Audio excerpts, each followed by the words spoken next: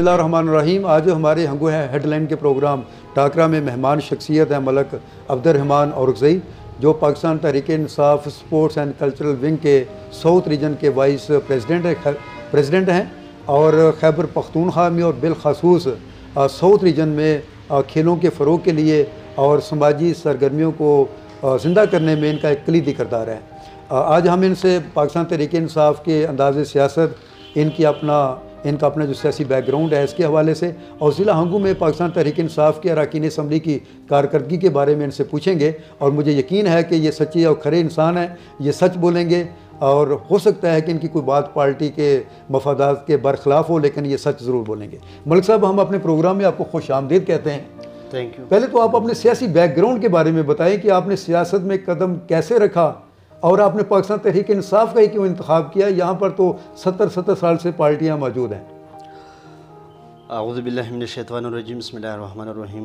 मुग़ल साहब, सबसे पहले आपका शुक्रिया और आपका जो हंगू न्यूज़ हेडलाइन है, इन तमाम टीम का कि आपने मुझे मौका दिया कि मैं अपने ख़यालात का इज़हार कर सकूं। जहां तक आपका सवाल का ताल्लुक़ है कि मैंने पाकिस्तान तहरीक इंसाफ को क्यों ज्वाइन किया, तकरीबन जब हम पाकिस्तान का तारीख़ देखेंगे तो 70 सालों से कुछ डिक्टेटरशिप भी गुज़री है और कुछ सियासी पीपल पार्टी और नून लीग। लेकिन मेरा जो इंतखाब है पाकिस्तान तहरीक इंसाफ, क्योंकि इमरान खान ने जो चेंज का जो नारा लगाया था, जो विज़न उसने लाया है, और उसी विज़न के मुताबिक मैंने ये पार्टी जो है ज्वाइन किया है। मलिक साहब, ठीक है, खान साहब ने नारे तो बहुत लगाए थे और उन नारों से आप भी बहुत मुतासर हुए। आपने 2010 में बाकायदा तौर पे पार्टी ज्वाइन की। क्या आप समझते हैं कि वो जो उनके नारे थे, आज भी वो नारे जो हैं वो नारे ही हैं, ये प्रैक्टिकली कुछ पाकिस्तान की कौम के लिए हुआ है? मुग़ल साहब, बिल्कुल मैं समझता हूँ कि अभी जो हमारी सिटिंग हुकूमत है तो वो हमारे पाकिस्तान की पब्लिक के लिए पब्लिक इंटरेस्ट में लगे हुए हैं। हमारे अभी आप भी देख रहे हैं कि आवाम को रिलीफ मिल रहा है, और जो इमरान खान ने वादा किया था लोगों के साथ, तो अभी वो वादा जो है वो पूरा करने जा रहा है। और बाकी जो इकनॉमिकली हालात वो नहीं है जो हम एक्सपेक्ट कर रहे थे। तो इंशाल्लाह जो इमरान खान ने जो चेंज का नारा लगाया था, तो ज़ाहिरी बात है इस चेंज में टाइम लगेगा, क्योंकि पाकिस्तान पहले से इकनॉमिकली ठीक है मलिक साहब, आपकी बात सही है, चेंज में टाइम लगता है, हकीकत यही है। लेकिन खान साहब ने तो ये कहा था कि मैंने 22 सालों में एक ऐसी टीम तैयार की है जो 200 दिन के अंदर तब्दीली लेके आएगी। तो उनका वो कहना जो है, बाद में जब वो हुकूमत में आए तो उनको एहसास हुआ कि हालात कितने ख़राब हो चुके हैं, ये इतना आसान काम नहीं है इस कौम की तकदीर बदलना।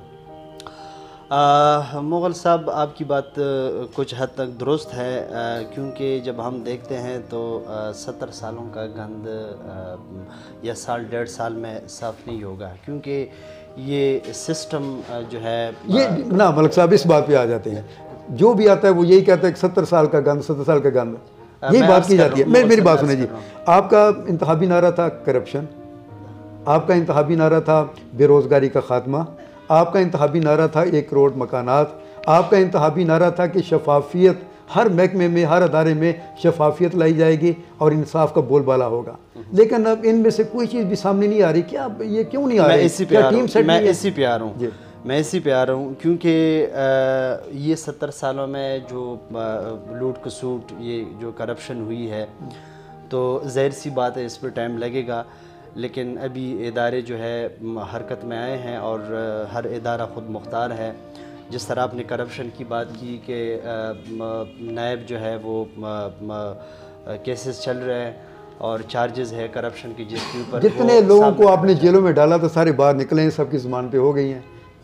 जितने लोग डाले थे, तो इसका मतलब है कि प्रोसिक्यूशन कमज़ोर है, केस कमज़ोर है, या विल की कमी है। ये भी कुछ हद तक मैं आपसे एग्री हूँ कि अदालती निज़ाम भी कुछ, क्योंकि मियाँ साहब को जब पकड़ा गया तो अदालत ही नहीं उसको उसके बहाने बाहर जाने दिया कि ये बीमार है। तो असल मसला अदालतों में भी है, अदालती निज़ाम भी ठीक नहीं है, अदालत निज़ाम भी ठीक। बाकी आपको पता है कि इदारे इंडिपेंडेंट। मलिक साहब, आप और रज़ई से आपका ताल्लुक़ है, एक अच्छी फैमिली से आपका ताल्लुक़ है और एक साफ़ सुथरी आपकी सियासत है।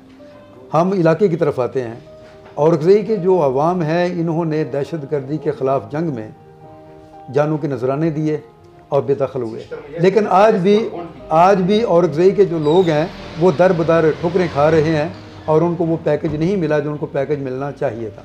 इसकी क्या वजह है? मुग़ल साहब, बिल्कुल इसमें कोई शक नहीं है कि हमारे औरंगज़ई, न कि औरंगज़ई बल्कि पूरा जो हमारे एक्स फाटा है, इन सब ने पाकिस्तान की खातिर कुर्बानियाँ दी हैं और IDPs हो गए हैं, घर बार छोड़ के दूसरे शहरों में मुंतकिल हुए हैं, सारे इंफ्रास्ट्रक्चर जो है वो तबाह हो चुका है। तो अभी जो हमारी सिटिंग हुकूमत है उसकी ये कोशिश है और रिहेबिलिटेशन भी शुरू है वहाँ पर। अगर हम हेल्थ में देखेंगे या एजुकेशन में देखेंगे या इंफ्रास्ट्रक्चर जो है वो शुरू है।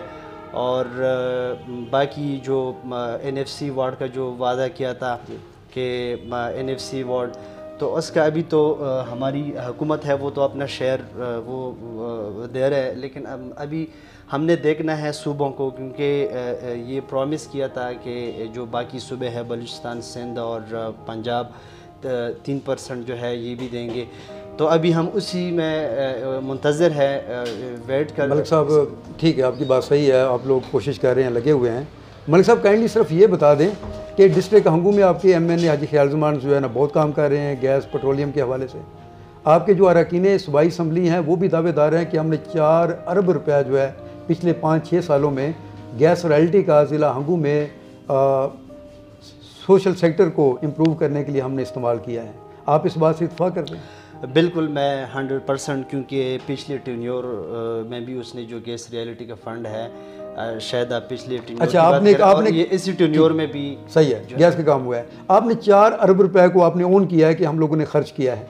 आप तहसील हंगू के अंदर, शहर के अंदर, अंदरूनी शहर कोई एक सड़क बता सकते हैं कि जो बिल्कुल सही हो? कोई एक सैनिटेशन का प्रोजेक्ट दिखा सकते हैं कि निकासी आपका निज़ाम, वो 4 अरब रुपया गया किधर है? अगर ये रोड्स बने थे तो फिर वो क्यों ख़राब हो गए? 2 सालों में क्यों ख़राब हो गए? असल में मुग़ल साहब, आपको पता है कि हमारी जो न कि सिर्फ सड़कों पे, वो भी मैं आपको अगर गिनूँगा तो टाइम लगेगा, और हमारी जो कुछ स्कूल्स जो है वो अपग्रेड हुए हैं, और बाकी जो अगर हम स्ट्रीट देखेंगे तो हमारी हंगू में आपको पता है, तो इसके लिए अगर हंगू को आबाद करना हो तो 10 बार भी MPA कोई बने या MNA बने तो मैं समझता हूँ तो ये काम पूरे नहीं होंगे। लेकिन बाकी रोड से जिस तरह आपने क्वेश्चन किया, तो बड़े जो रोड्स है वो समाना, और इसी तरह मैं क्या आपको गिनूँ, बहुत से रोड्स बने हैं। और मलिक साहब, आपकी शख्सियत में अट्रैक्शन है, जहाँ कहीं कोई प्रोग्राम होता है आपको वहाँ पे as a chief guest invite किया जाता है। क्या कमाल है आपके अंदर? क्यों आपको सब लोग जो है ना ये मुग़ल साहब, इन हालात में भी जबकि PTI से सब लोग दूर जा रहे हैं? मेरे ख्याल में ये आप उन लोगों से पूछिए कि वो मुझे क्यों इनवाइट करते हैं। बस ये लोगों का मोहब्बत है और प्यार है। ये जो मोहब्बत है इसको सामने रखकर हम कह सकते हैं कि आपका फ्यूचर में नेशनल असम्बली, प्रोविंशियल असम्बली या डिस्ट्रिक्ट निज़ामत या बतौर डिस्ट्रिक्ट काउंसिल के मेंबर आप इलेक्शन लड़ने का इरादा है आपका? मैं समझता हूँ कि हर पॉलिटिकल वर्कर के लिए ये हर पॉलिटिकल वर्कर का ये हक भी है, और फ़िलहाल कोई पार्लिमानी पॉलिटिक्स का जो है इरादा नहीं है।